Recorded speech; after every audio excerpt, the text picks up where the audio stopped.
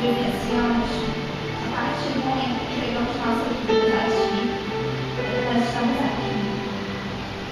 É bom, Pai, ouvir que nos aceita como somos. Somos falhos, Senhor. Mas nós queremos a Ti pela depressão, poder de Jesus. Ajuda-nos, Pai, a viver por Ti. Ajuda-nos, Pai, a carregar a nossa cruz dia após dia, Senhor, a seguir-te em meio a tantas dificuldades, em meio a espinhos, Senhor. Mas o Teu poder que nos envolve, o Teu cuidado, como Tu és, Pai, grande, nosso amigo, Meu protetor, sem outro averiguar, Senhor. É por isso que só Tu, Pai, tens o poder para salvar. Mas te pedimos, Pai, colocamos no Teu altar nesse momento aquelas pessoas que não sabem disso, aquelas pessoas que acreditam em outros nomes, em outras formas de chegar até a Ti, Pai. Permita-nos, Senhor, brilhar a luz. Queremos ver, já vemos, estamos fazendo uma obra. Possa o mundo ver brilhar a luz de Jesus. Ajuda-nos para ser instrumentos, mas a ser instrumentos constantes. Não permita que façamos a Tua obra aqui ou ali, na tristeza, que estejamos falando de Ti na alegria, sejamos servos, escravos, todos os dias, 24 horas por dia, Senhor. Que possamos viver para a Tua glória, não aqui na Tua igreja quando chegamos, mas todos os segundos da nossa vida, porque a nossa vida de pecado ficou lá atrás. Quando o Senhor estendeu a mão, nós decidimos viver para a Tua glória. Permita-nos, Senhor, fazer isso. Ajude-nos, renove-nos, dá-nos força, Pai. Recebe o nosso louvor, Pai. Nós só deixamos a nossa gratidão a Ti, pelo Teu imenso amor. Tu és tremendo, Senhor. Abençoe a Tua igreja, porque eu fico muito feliz, Pai, em ouvir o som do povo que se alegra no Seu salvador. Nós te agradecemos, Jesus.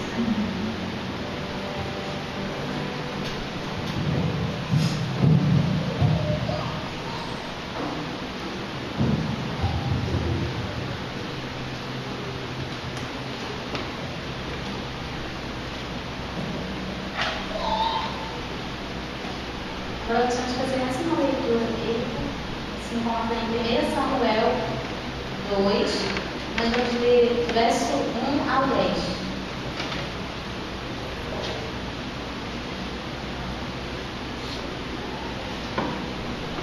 Da mesma forma, eu vou ler os ímpares e os irmãos os pais. Vai ser o 10. Então, orou Ana e disse: meu coração se regozija no Senhor. A minha força está exaltada no Senhor. A minha boca se ri dos meus inimigos, porquanto me alegram a Tua salvação. Santo como o Senhor, porque não há outra além de Ti, e rocha não há nenhuma como o nosso Deus. Não multipliqueis palavras de orgulho, nem saiam coisas arrogantes da vossa boca, porque o Senhor é o Deus da sabedoria e pesa todos os feitos na balança. Os fortes se rebelaram, porém eles devem extinguir de força. Os que antes eram fartos, hoje se alugam por pão, mas os que andavam famintos não sofrem mais fome. Até a estéril tem 7 filhos, e a que tinha muitos filhos perde o vigor. O Senhor é o que tira a vida e a dá, faz descer a sepultura e faz subir. O Senhor empobrece e enriquece, abaixa e também exalta. Levanta o pobre o pó e rege o mundo, exalta o necessitado, para fazer assentarem os príncipes, para fazer andar o trono de glória, porque o Senhor são as colunas da terra, e assim os fideiros. Ele guarda os pés pés dos seus santos. Porém, os perversos emudecem nas trevas da morte, porque o homem não prevalece pela força. Os que comem com o Senhor são quebrantados, os céus orgulheiros da terra deles. O Senhor julga as iniquidades da terra, dá força ao seu rei e exalta o poder dos seus ungidos. Vamos ler também 1 Samuel 16, versículo ao 7. Convido a todos que leiam junto comigo.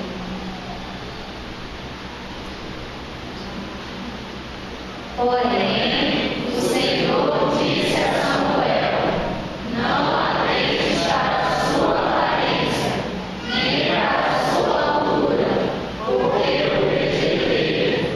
Porque o Senhor não vê como vê o homem vê o exterior, porém o Senhor o coração. Amém. Então nós vamos louvar esse Deus mais uma vez, porque Ele ouve nossa oração, nosso clamor, e Ele entende como nós nos sentimos e conhece o nosso coração. Nós vamos cantar o hino 160 com a regência do pastor Cláudio. Os irmãos que desejarem fazer seus dízimos e ofertas estão na oportunidade.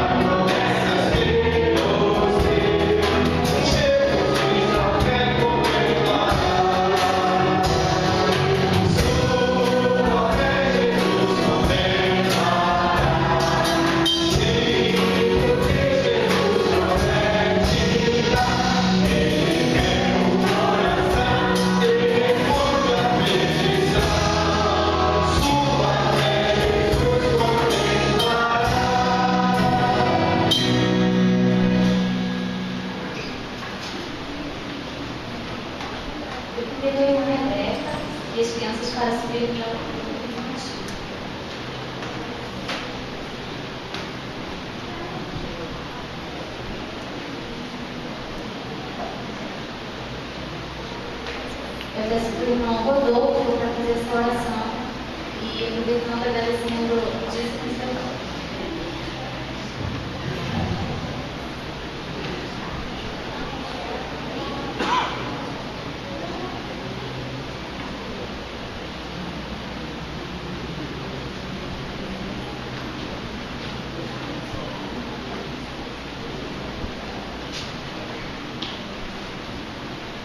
Vamos orar.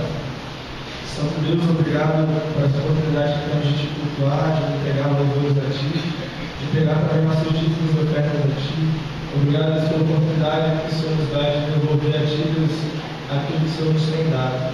Mas te peço que o Senhor venha nos dar sabedoria, Deus, para que a Tua igreja ministre bem, Deus, tudo que está sendo entregue a Ti. Que nós Deus tenhamos direção Tua, Deus, para que venhamos gastar tudo conforme o Teu agrado. Peço que, em nome de Deus, abençoe a Rebeca, a Lívia e essas crianças que aqui na frente estão. Deus, te peço que o Senhor venha dar sabedoria a Rebeca, Deus, para conduzir essa classe, Deus, esse culto, Deus, essas crianças. Deus, te peço que o Senhor venha abrir o entendimento delas, que elas venham aprender as histórias, Deus, venham conhecer mais e mais o Senhor, Deus, venham crescer mais junto de Ti. Te peço que o Senhor abençoe essas vidas, aceitar o nosso culto, Deus, te peço pelo pastor, que vai nos dar a palavra, nos dar sabedoria a ele. E Pai, que o Senhor venha falar conosco através dele. É que eu oro a Ti e agradeço em nome de Jesus. Amém. Essa palavra, pastor.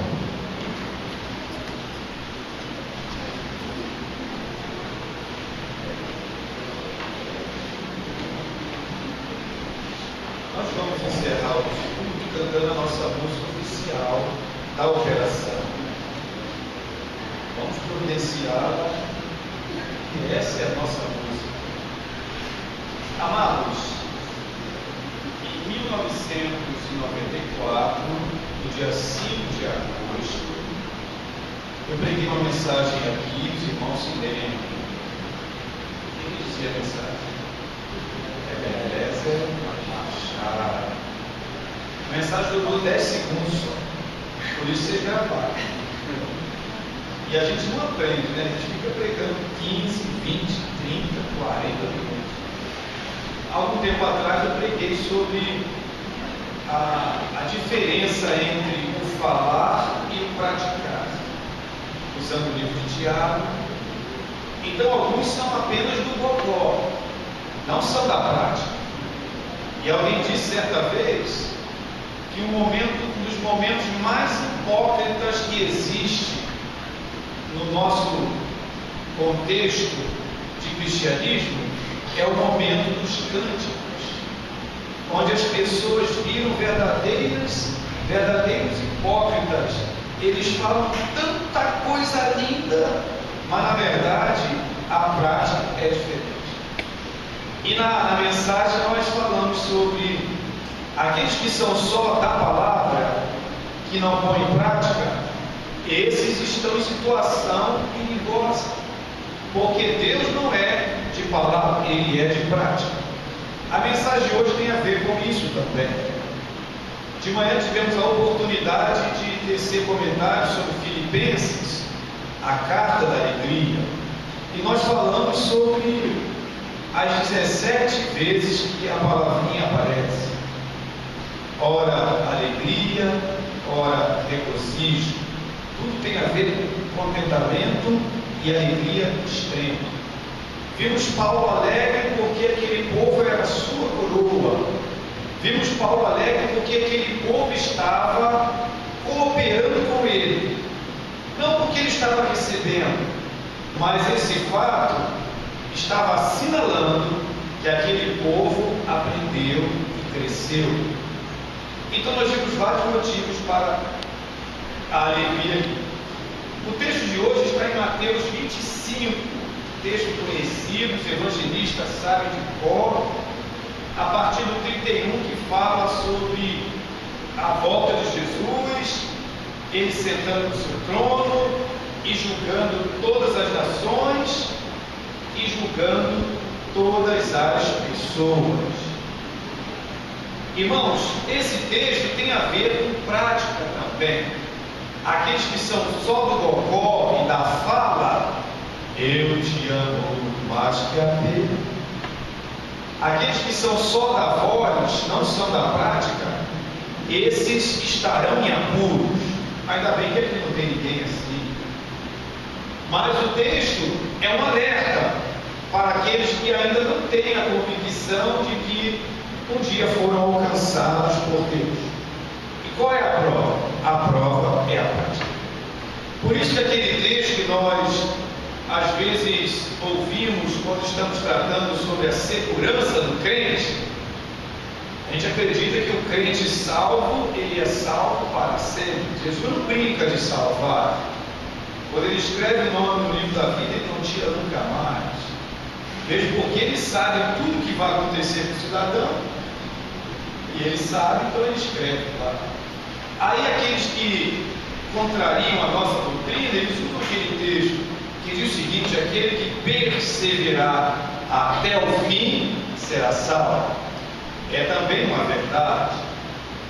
Então a gente chega à seguinte conclusão: aqueles que têm uma fé verdadeira, uma conversão genuína, que não vivem de palavras, mas de vida e prática, esses vão perseverar até o fim. Realmente, só esses serão salvos. Aqueles que um dia tiveram uma fé verdadeira, genuína, que não se corrompe, uma fé que não se deixa de lado por qualquer provação, por qualquer dificuldade. Vimos hoje o apóstolo Paulo falando: eu posso todas as coisas. Hoje em dia nós temos ouvido pessoas que abandonaram a carreira. Recentemente encontramos um na praça, pediu um lanchezinho para o Rodolfo. Ele falou: eu servi a Deus 10 anos, estou há 2 anos afastado. Aquele que perseverar até o fim será salvo. Só a fé verdadeira persevera. Então esse é o texto que nós vamos ler. Quando vier o Filho do Homem na sua majestade, e todos os anjos com ele, então se assentará no trono da sua glória, e todas as nações serão reunidas em sua presença. Ele separará uns dos outros, como o pastor separa dos cabritos as ovelhas, e porá as ovelhas à sua direita, mas os cabritos à esquerda.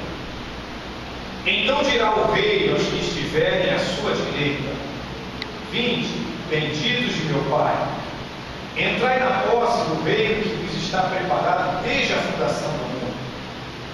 Porque tive fome, me deste comer, tive sede, me deste beber, era forasteiro, e me hospedaste, estava nu, e me vestistes, enfermo, e me visitastes, preso, e fostes ver-me. Então perguntarão os justos: Senhor, quando foi que te vimos com fome e te demos de comer, ou com sede te demos de beber? E quando te vimos forasteiro te hospedamos, ou nu e te vestimos? E quando te vimos enfermo ou preso, te fomos visitar? O rei respondendo lhes dirá: em verdade vos afirmo que sempre que o fizeste a um destes meus pequeninos irmãos, a mim o fizeste. Então o rei dirá também aos que estiverem à sua esquerda: apartai-vos de mim, malditos, para o fogo eterno, preparado para o diabo e seus anjos. Porque tive fome, não me deste de comer, tive sede, não me deste de beber, sendo forasteiro, não me hospedastes, estando nu, não me vestistes, achando-me enfermo e preso, não foste ver. E eles me perguntarão: Senhor, quando foi que te vimos com fome, com sede, forasteiro, nu, enfermo, preso e não te assistimos? Então ele responderá: em verdade vos digo que sempre que deixaste fazer a um destes mais pequeninos, a mim o deixaste fazer. Irão estes para o castigo eterno, porém os justos para a vida eterna. Amados, esta palavrinha eterno e eterna, elas são as mesmas palavras. Então quer dizer que o castigo será eterno, à semelhança da vida eterna. O castigo será eterno e a vida também será eterna.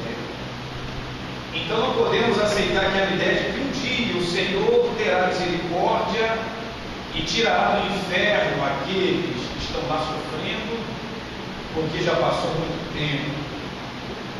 Se Ele um dia vai tirar as pessoas do inferno, Ele um dia também vai tirar as pessoas do céu, porque a palavra é a mesma. Se o que é eterno para o castigo deixar de ser eterno, o que é eterno para a vida também vai deixar de existir. Como a vida eterna não vai deixar de ser eterna, o castigo também não deixará de ser eterno. Então, amados, é um assunto muito sério a questão de estar salvo ou de estar perdido.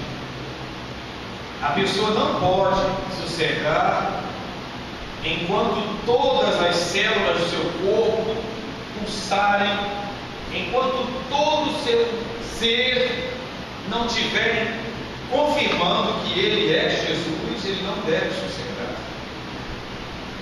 Esse assunto é muito sério.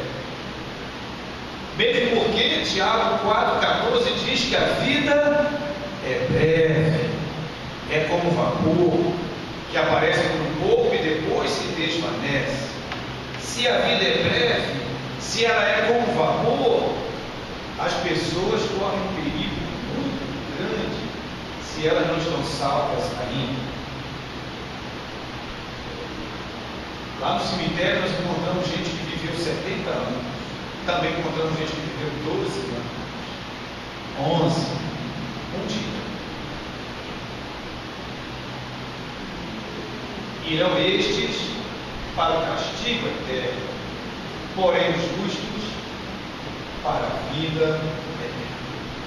Irmãos, a volta de Cristo é um fato, ele é tão real que nós podemos dizer, é um fato histórico.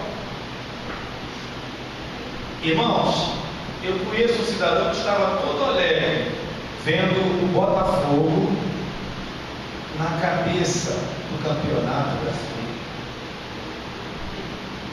Mas aí um timezinho fajuta, e graças a Deus eu me livrei desse negócio de estar torcendo para times, mas em consideração ao meu filhinho, eu às vezes paro até para ver um pouquinho dele, mas eu dou graças a Deus que eu estou livre disso. Aí o timezinho começou a perder, e agora ninguém mais tem esperança de um dia se alegrar com ele como campeão brasileiro. Mas imagine se os botafoguenses tivessem a vitória do campeonato brasileiro como um fato histórico já. Se isso já fosse um fato histórico, tivesse plena convicção de que ele seria campeão, eles já estariam fazendo festa, já estariam pulando e se alegrando. Como isso não é um fato histórico ainda, eles não podem se alegrar com isso. Mas o time que ganhar, eles vão fazer muita festa, mas eles não podem fazer ainda, porque esse fato não é histórico ainda. Mas a volta de Cristo, ela é tão certa que a gente pode dizer, isso é um fato histórico. Para Deus isso é tão certo como o que já aconteceu. Então o crente, ele pode já viver a alegria da volta de Cristo. Ele pode viver a felicidade do retorno do seu Salvador. Ele pode viver a expectativa, ele pode sentir o seu coração alegre, ele pode vencer todas as situações da vida, porque ele sabe que há um fato histórico. Para nós vai acontecer, mas para Deus isso já é uma grande realidade. Jesus voltando, reunindo todas as pessoas. O texto diz que todas as nações serão reunidas diante dele, todas as etnias. O Brasil tem mais de 200, todos os grupos estarão lá. Só que a separação, os irmãos vão ver lá no texto, versículo 32, veja lá. Todas as nações serão reunidas na sua presença. Alguns pensam que ele vai julgar as nações. Na verdade, Deus julga os indivíduos. No Brasil tem indivíduos salvos que vão para a vida eterna e tem indivíduos que irão para o castigo eterno. Em todas as nações tem todo tipo de indivíduos. Deus não vai pegar uma nação fechada, essa vai ser salva, essa será perdida. Não, Deus trata com o indivíduo. Então todas as nações serão reunidas em sua presença e ele separará uns dos outros, não uma nação de outra nação, é uns dos outros. Então a separação será feita e o grande rei não vai se confundir. Ele não vai se confundir com algumas pessoas que não passaram o critério.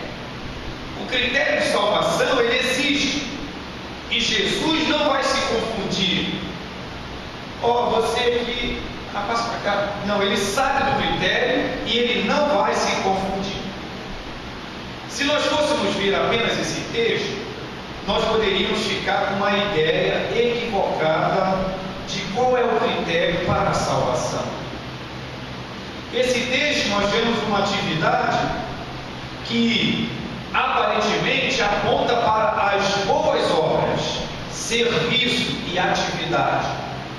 Agora é interessante, são atividades que estão sendo cobradas não da instituição.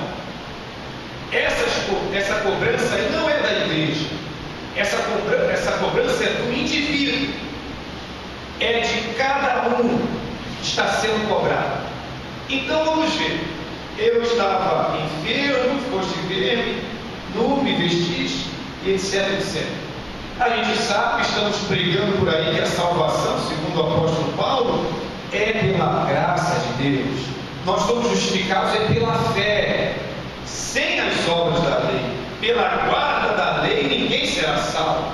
Por boas obras, é o que a gente ensina todos os dias nas escolas. Ninguém será salvo. Boas obras resolvem alguns problemas, mas não resolve o problema do coração. E quem pode fazer boas obras se está fisgado pelo pecado?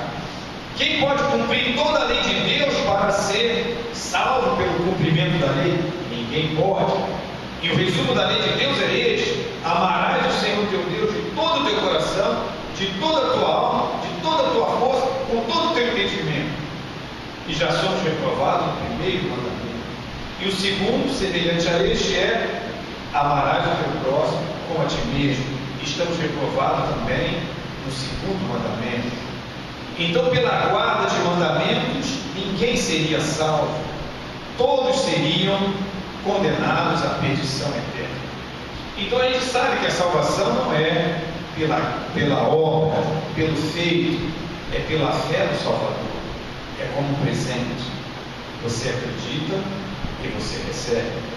Alguns pensam que a salvação é a conquista desse braço, é um bom comportamento, é uma vida de respeito, nunca matei, nunca roubei, eu não gosto de festa, do céu, não bebo, não fumo. Salvação não é um bom comportamento. A salvação é um presente de Deus. É quando a pessoa acredita em Jesus e o recebe na sua vida.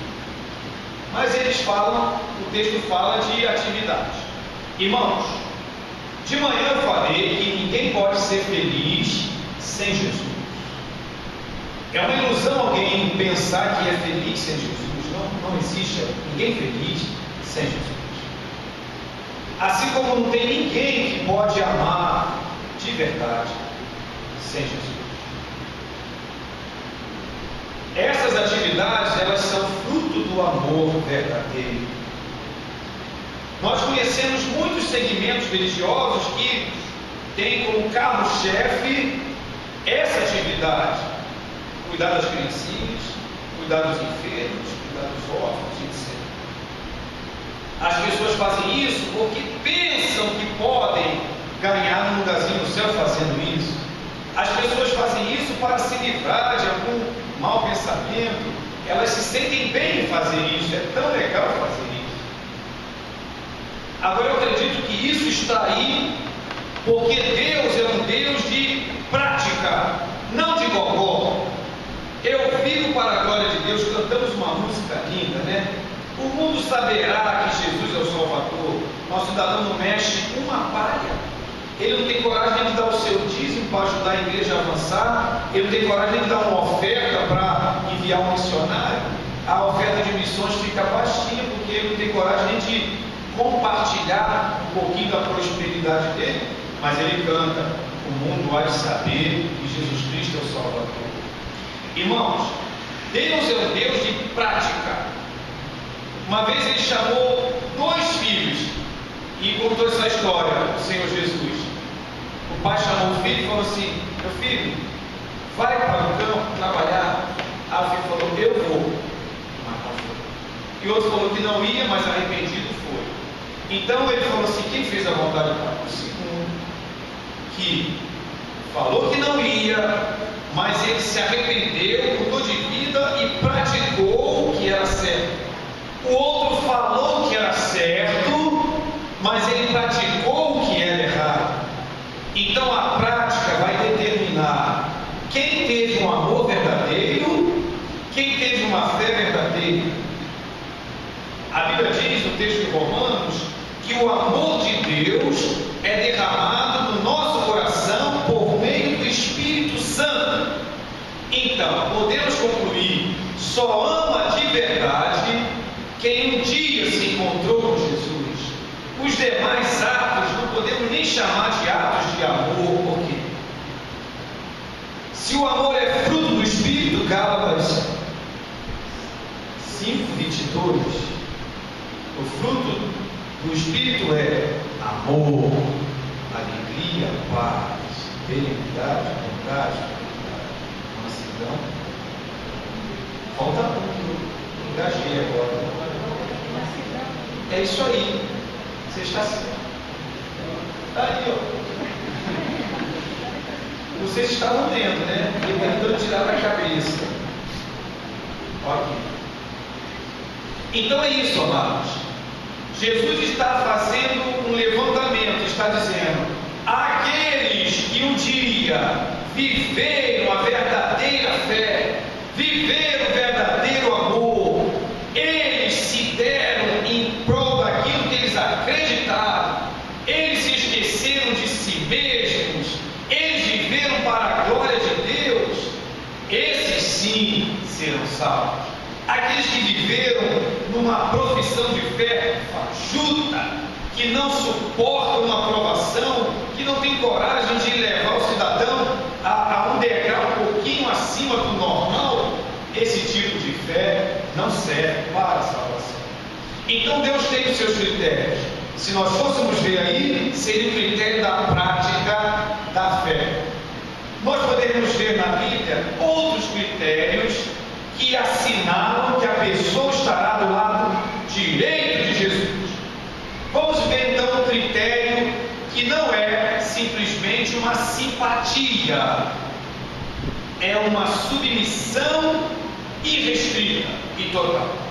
Quem se lembra de Mateus 11:28, ele fala o seguinte: vinde a mim, todos vós que estáis cansados e oprimidos, e eu vos aliviarei. Aí vem agora o critério que prova que alguém está salvo: tomai sobre vós o meu jugo.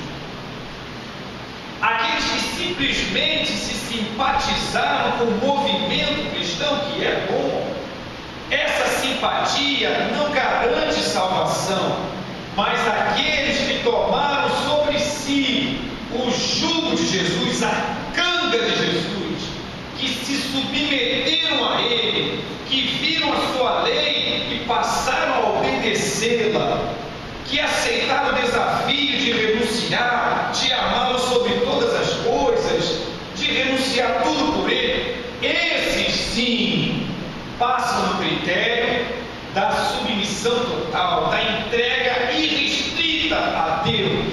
Esses sim estarão lá do lado direito. Aqueles que são do gogó e só da voz estarão do lado esquerdo.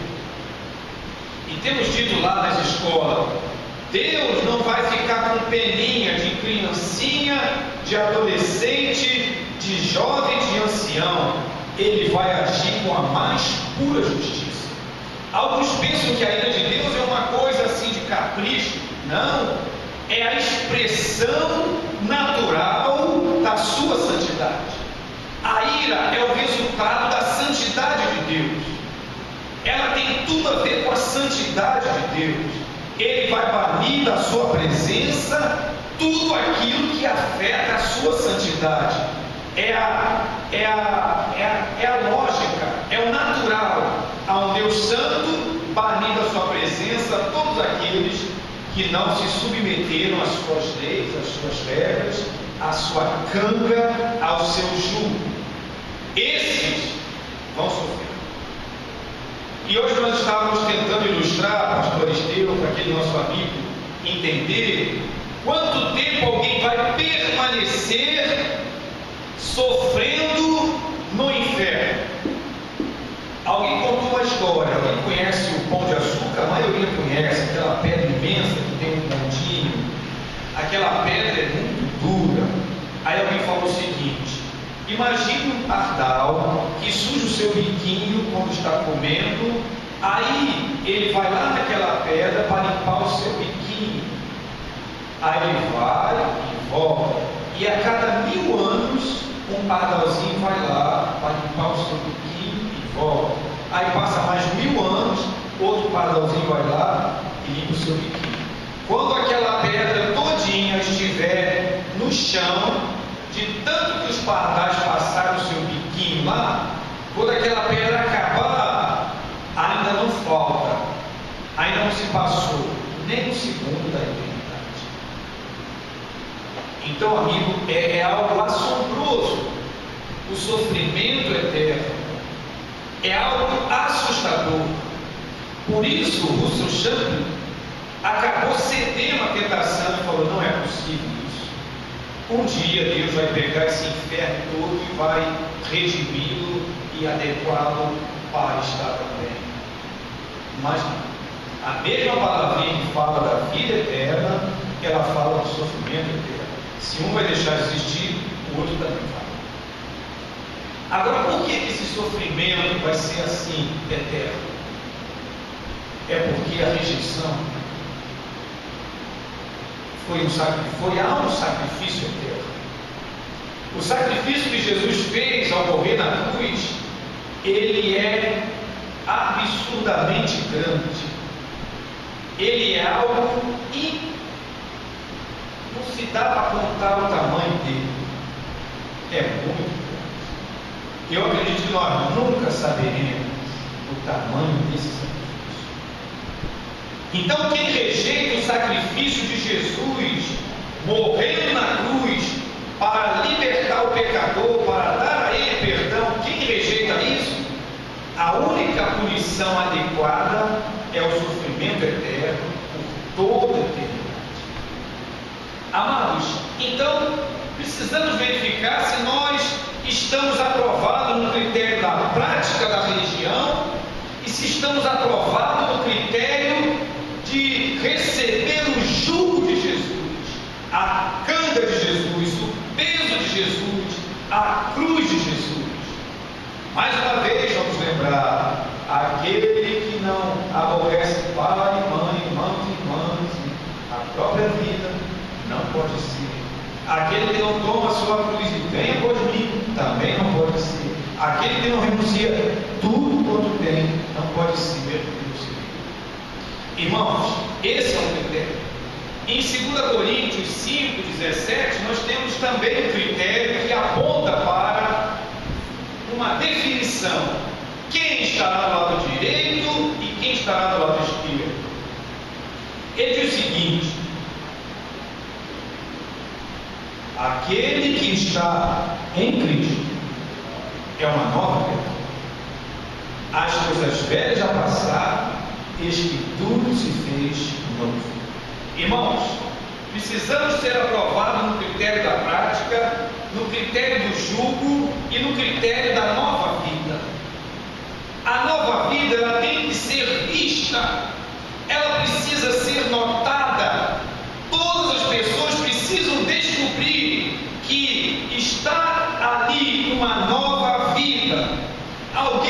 dia recebeu a luz e agora não está mais nas trevas. Alguém que recebeu vida e não está mais vivendo a morte. Alguém que foi afetado pelo Espírito Santo de Deus e ele não vive mais na impureza do pecado. Então o critério da nova vida ele precisa aparecer, senão a pessoa estará lá do lado esquerdo e vai ouvir: apartai-vos de mim, malditos. Simpatizar-se pelo cristianismo não é suficiente. Querer criar os filhos do cristianismo não é suficiente. Há necessidade da pessoa praticar o cristianismo, tomar o jugo de Jesus, viver sob as suas leis, amá-lo sobre todas as coisas e apresentar a nova vida. Aqueles que estão em Cristo, não pesa sobre eles condenação. Paulo deixou isso claro, é nova vida. Quando ele fala em Romanos 6, haveremos de pecar? De maneira nenhuma. Como vamos permanecer no pecado? Nós, os que para ele morremos. E a Bíblia diz: aquele que tem um filho tem a vida. Quem não tem um filho de Deus não tem. Amados, aquele grande dia, ninguém sabe quando será. Ele pode demorar um pouquinho, mas pode ser logo. Podemos nos alegrar com ele já. Agora podemos também nos preparar para aquele grande dia. A Bíblia diz que ele chegará de repente. As pessoas vão se surpreender com ele. Alguns tentarão se arrumar e se ajeitar, mas não vão poder, porque não há mais tempo. Então, amados, quando o grande dia histórico da chegada de Cristo for estabelecido, precisamos estar convictos já de que estaremos lá no direito de Jesus.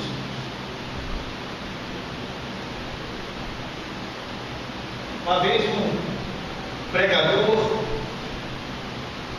ele me falou que a Madre Teresa de Calcutá, ela estaria do lado direito de Jesus, por causa da sua vida de beneficência, por causa das suas boas obras.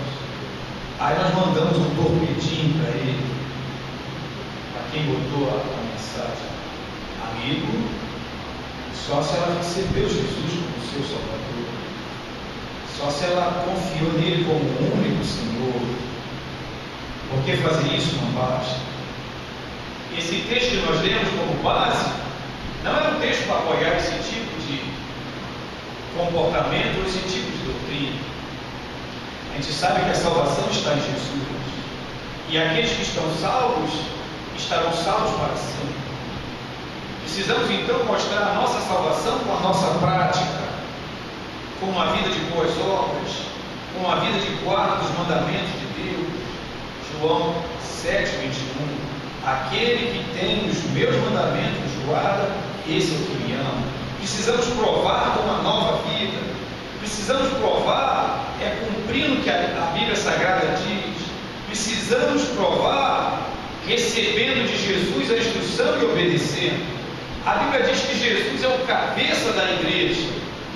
E o que existe de gente nesse mundo chamado cristianismo, que trata a igreja de Jesus como se trata o lixo da casa, o que tem de gente nesse mundo que trata a igreja de Jesus, da qual ele é o cabeça, como se trata o lixo da casa, não está no gibi.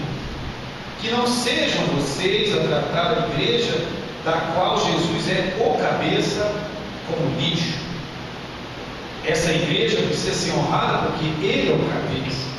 Aqueles que tratam a igreja dessa maneira, provavelmente eles estarão do lado esquerdo, porque é a prática que determina se a fé é verdadeira. Se alguém tem um cabeça e não respeita e não obedece, está dizendo o seguinte: na verdade eu não tenho um cabeça. justiça. Se alguém diz que é de Cristo e não vive a vida nova de Cristo, provavelmente ele não é de Cristo. Se alguém diz que é de Cristo e não carrega a canga de Cristo, o padrão de Cristo, os ensinos de Cristo, provavelmente este não é de Cristo. Amados, ninguém queira resolver isso no último dia. No dia do tribunal, no dia do julgamento, não é momento para resolver isso. Precisamos resolver isso agora. Precisamos definir que nós somos de Cristo e agora. E a prova vai ser uma nova vida. A prova vai ser a prática. A prova vai ser que nós carregamos o nome de Cristo no homem. Eu quero saber se a gente pode cantar a nossa música para encerrar. Já tem?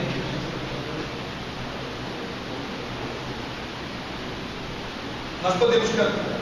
Então vamos encerrar essa parte de mensagem cantando uma música. E nós cantaremos acreditando nela, acreditando que nós somos a luz, acreditando que nós somos aqueles que vão levar esperança a essas crianças.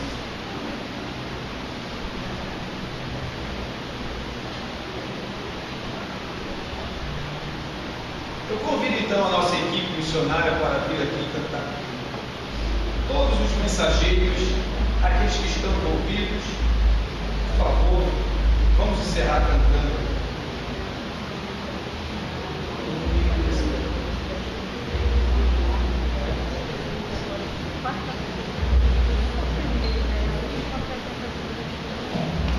Irmãos, que coisa boa é poder pregar o Evangelho salvador.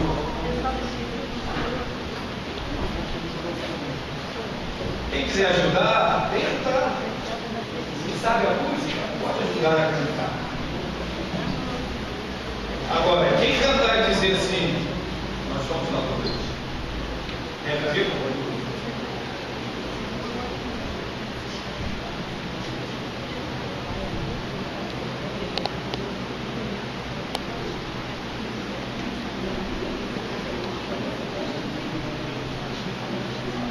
embaixadores do rei também podem vir.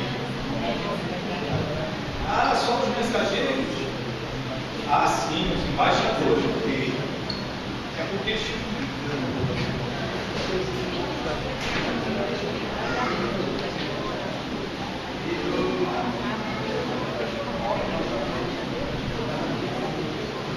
as mensageiras do rei podem vir, se elas quiserem cantar. Nós somos a luz e a nossa voz a proclamar o amor de Jesus. Ariel pode vir, Cláudio Boechat pode vir. Então vamos.